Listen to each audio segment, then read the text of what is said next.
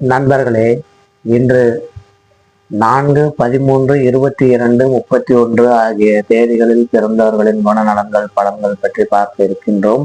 இந்த நாலாம் எண் ஆதிக்கத்தில் பிறந்தவர்கள் பொதுவாக கடின உழைப்பாளிகளாகவும் இலக்குகளை அடைவதில் உறுதி உள்ளம் கொண்டவர்களாகவும் இருப்பார்கள். தங்களுடைய முடிவுகளிலும் கொள்கைகளிலும் மிகவும் உறுதியாக இருப்பதோடு இருப்பார்கள். மற்றவர்களுக்கு இது பிடிவாதமாக கூட தோன்றும்படி அந்த உறுதியானது இருக்கும்.